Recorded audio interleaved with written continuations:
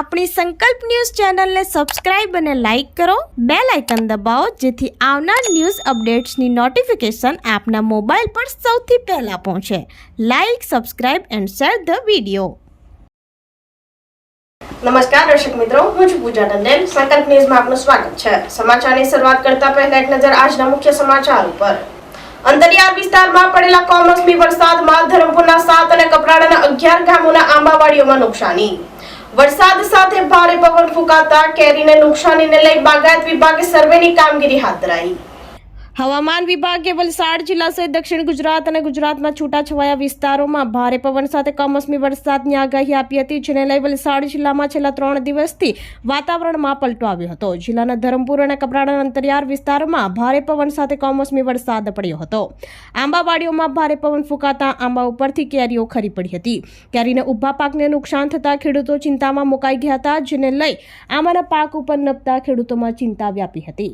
છેલ્લા 3 દિવસમાં ધરમપુરના 7 અને કપરાડાના 11 ગામોમાં આવેલ આંબાવાડીઓમાં ખેતી પાકને નુકસાની થઈ હોવાની જાણ બાગાયત વિભાગની ટીમને થતા વાડીઓમાં જઈને સર્વેની કામગીરી હાથ ધરવામાં આવી છે. સર્વે કામગીરી પૂર્ણ થયા બાદ નુકસાનીનો અંદાજો કાઢવામાં આવશે.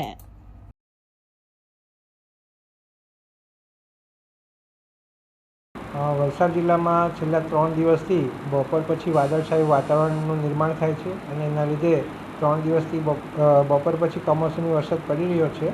એના લીધે ધરમપુરના અંદાજે 7 જેટલા ગામો અને કપરાડાના 11 જેટલા ગામોમાં પ્રાથમિક માહિતી મળી છે તે મુજબ આંબા પાકથી અત્યારે હાલ કેરી પરિપક્વ થઈ રહી છે અને નુકસાન થયેલ માલુમ પડેલ છે, જેમાં પ્રાથમિક સર્વે કરવામાં આવેલ છે અને ખેડૂતોને ખરેખર સરકારશ્રીના ધારાધોરણ મુજબ વળતર ચૂકવી શકાય એના માટે ટીમોની રચના થઈ ગઈ છે અને આવતીકાલ સુધીમાં એ ખરેખર નુકસાનીના આંકડા પણ અમને મળી જશે અને એ મળ્યા પછી એમને આગળની કાર્યવાહી કરવામાં આવશે. ધરમપુરના અંદાજે 7 ગામોમાં જે ઊભા પાક આંબાનો છે એમાં નુકસાની માલુમ પડેલ છે. કપરાડાના 11 ગામોમાં માલુમ પડેલ છે અને આ જે ગામો જે છે એ ખૂબ જ અંતરિયાળ ગામો છે ડુંગરાળ પ્રદેશના, અને એમાં ખેડૂતો મહદઅંશે શેડાપાડા પર કલમો કરતા હોય છે. એટલે વિસ્તારની દૃષ્ટિએ જોઈએ તો વિસ્તાર ઘણો ઓછો હશે, પરંતુ નુકસાનીની દૃષ્ટિએ જોઈએ તો પર આંબા દીઠ ઘણી કેરીઓ ખરી પડેલી માલુમ પડેલ છે. એટલે એ અંદાજો ખરેખર સર્વે થયા પછી જ ખ્યાલ આવશે. ઉમરગામ ડેહરી રોડ ઉપર કોસ્મેટિક વેરાયટી બનાવતી કંપનીમાં ભીષણ આગ ફાટી નીકળી. જોતજોતામાં આગ બેકાબુ બનતા 4 જેટલા કામદારોને ઈજા થઈ હોવાનું જાણવા મળ્યું.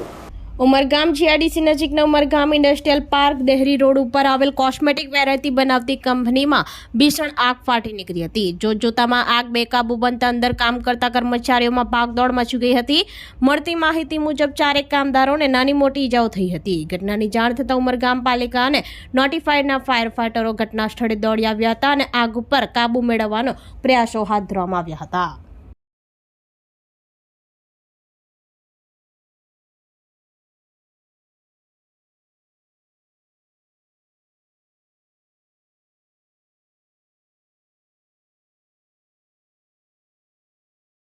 પારડીના પરિયા ગામે કારમાંથી ₹47,000નો દારૂ ઝડપાયો. ચાલક ભાગી છૂટ્યો. પોલીસે કુલ ₹4.47 લાખનો મુદ્દામાલ કબજે કરી કાર ચાલક વોન્ટેડ. પારડી તાલુકાના પરિયા ગામે બરવાડી ફળિયા રોડ ઉપર દારૂની હેરાફેરી અંગે વલસાડ એલસીબીની ટીમને મળેલ બાતમીના આધારે વોચ ગોઠવી હતી. તે દરમિયાન Swift car number JJ15 CB6799 ને રોકતા ચાલક ફરાર થઈ ગયો હતો, જેમાં તપાસ કરતા ડિક્કીના ભાગે 834 નંગ દારૂની બોટલ જેની કિંમત ₹47,700નો જથ્થો મળી આવ્યો હતો. પોલીસે કુલ ₹4.47 લાખનો મુદ્દામાલ કબજે કરી પારડી પોલીસ મથકે કાર ચાલક જેના નામઠામની ખબર નથી ને વોન્ટેડ બતાવી પ્રોહિબિશન એક્ટ હેઠળ ગુનો નોંધી વધુ તપાસ હાથ ધરી છે.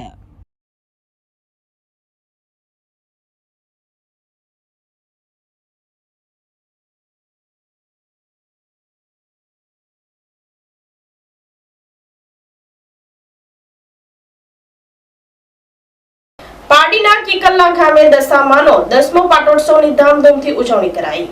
પારડી તાલુકાના કિકલ્લા ગામે સડક ફળિયા ખાતે દશામાનો 10મો પાટોત્સવનો ધામધૂમથી ઉજવણી કરવામાં આવી હતી. દર વર્ષની જેમ આ વર્ષે પણ વિવિધ ધાર્મિક કાર્યક્રમનું આયોજન કરવામાં આવ્યું હતું, જેમાં સવારથી 8 વાગ્યાથી પૂજાનો પ્રારંભ થયો હતો. બપોરે 12 કલાકે મહાઆરતી કરવામાં આવી હતી.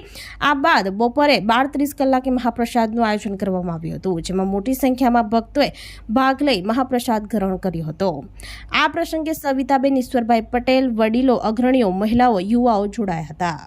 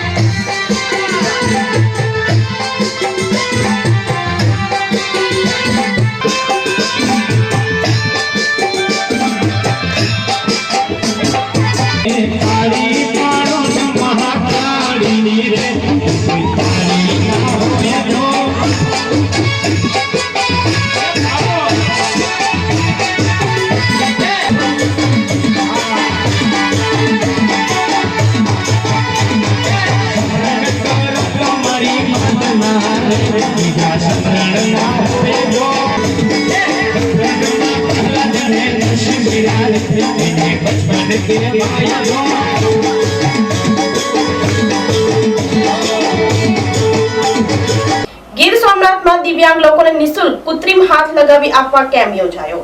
ગીર સોમનાથના વેરાવરમાં ઇનરવ્હીલ ક્લબ, રોટરી ક્લબ અને આદિત્ય બિરલા હોસ્પિટલના સહયોગથી આદિત્ય બિરલા હોસ્પિટલના કમ્પાઉન્ડમાં દિવ્યાંગ લોકોને નિઃશુલ્ક કૃત્રિમ હાથ લગાવી આપવા માટેનો કેમ્પ યોજાયો હતો. આ સેવાનો લાભ લેવા માટે લગભગ 60 જેટલા લોકોએ પોતાનું નામ નોંધાવ્યું હતું, જેમાંથી આજરોજ 15 જેટલા લાભાર્થીઓને હાથ ફિટ કરી આપવામાં આવ્યા હતા. આ તકે આયોજકોએ જણાવ્યું હતું કે આ કૃત્રિમ હાથની મદદથી માત્ર દર્દી જ નહીં પરંતુ તેના પરિવારજનોને પણ ફાયદો થશે, કારણ કે જે લોકોને હાથ ન હોય તેમની કાળજી લેવા માટે તેમના પરિવારજનો પણ તેમનું ધ્યાન રાખતા હોય છે, જેથી આ હાથ લાગવાથી તેઓ મોટાભાગના કામ હાથે કરી લેશે, જેને લીધે તેમના પરિવારજનોની પણ ચિંતા ઓછી થશે. ગીર સોમનાથથી રિપોર્ટર વિશાલ તંબોલી, સંકલ્પ ન્યૂઝ. હું રોટરી ક્લબ અમદાવાદ નોર્થથી આવું છું.